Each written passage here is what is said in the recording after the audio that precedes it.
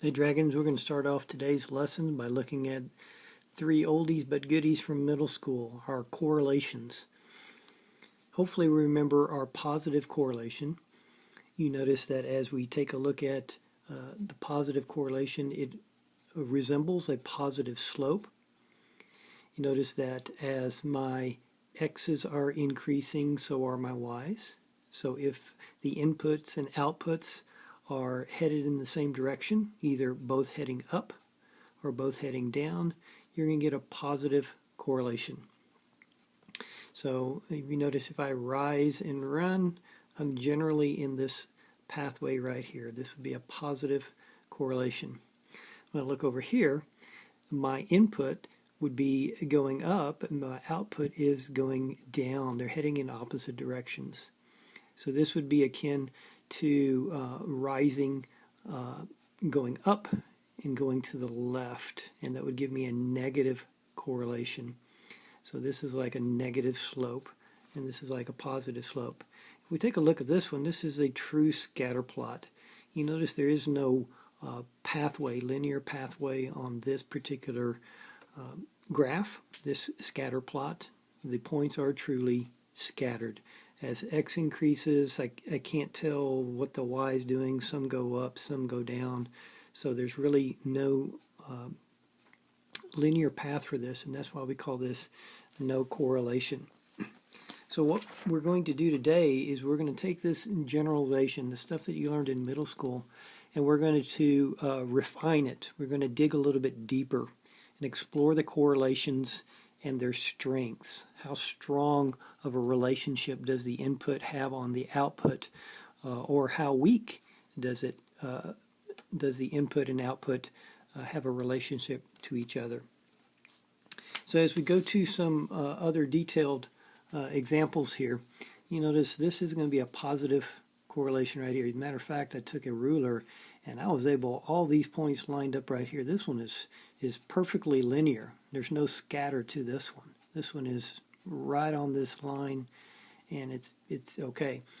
But as I take a look at this one right here, this one still has a positive trend.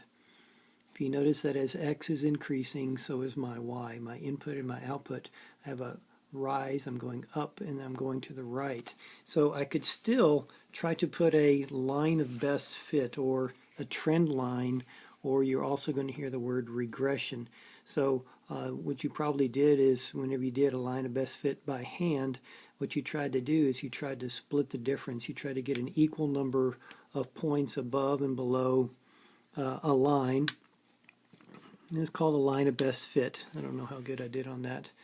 I did a pretty bad job. Should have been a little bit lower, but you try to split the difference. You try to part them in half.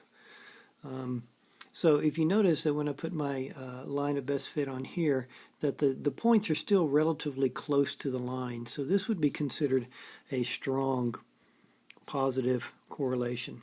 This one was perfect, right? This one is strong. Not all of them are directly on the line. And as you can tell, as we go through and look at the next one right here, we still have a positive trend, but you notice that the points are straying a little bit more from my line of best fit. So this one, as we take a look at this, this would be, some people would say this is moderate. Okay, well, they're moderately close to this right here.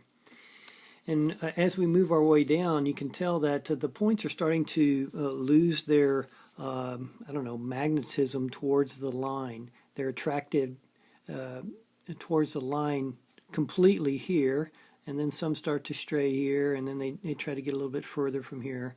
And you can tell that the description is changing. And as we take a look at this, we could still probably get a very we would say a weak correlation here. Okay, there's still a general linear pathway, but man, some of these points are really straying far from here at all, from this at all. So this would be a weak. So as you take a look at this right here, if you could, if you've ever played with magnets, if your line is magnetically charged, and these are some refrigerator magnets. These magnets would be weak. They're not attracted or drawn close to the line. These are a little bit stronger. These are even more strong. And then finally, all these are like the super magnets. They just straight there to that line right there. So you notice how we're starting to use these words to describe how the data is related to a positive linear path.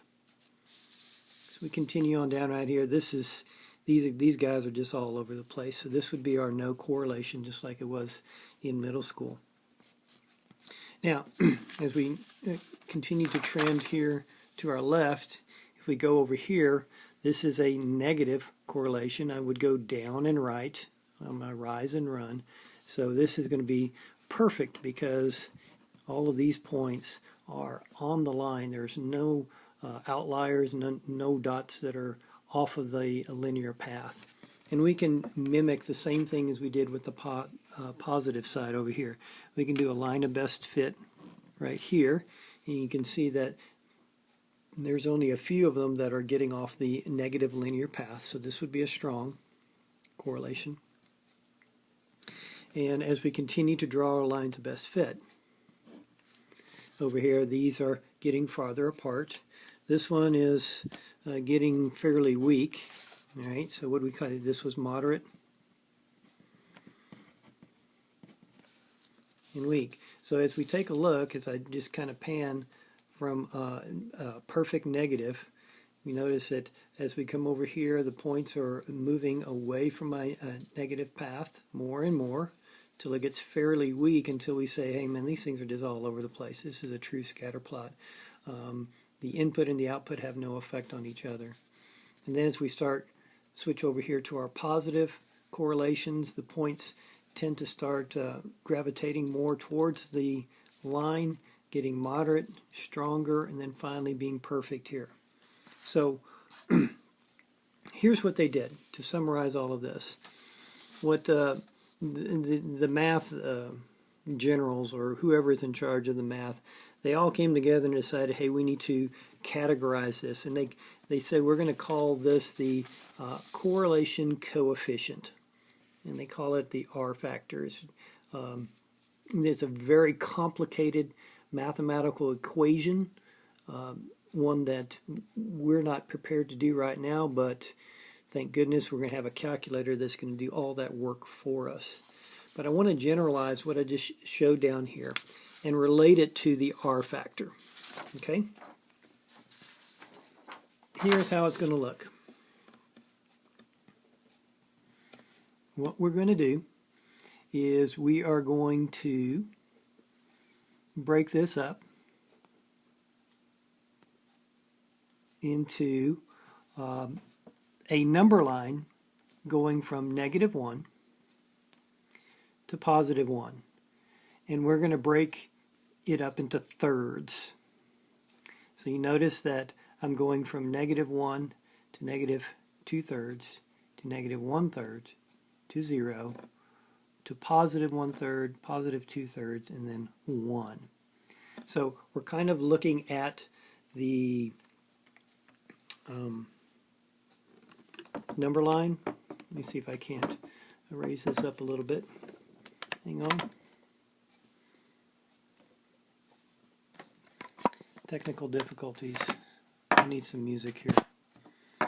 I'm adjusting my stand here now, so because I want you to be able to see all of this. Sorry about that. Oh, I think we're good now. I wanted you to see the whole picture right here.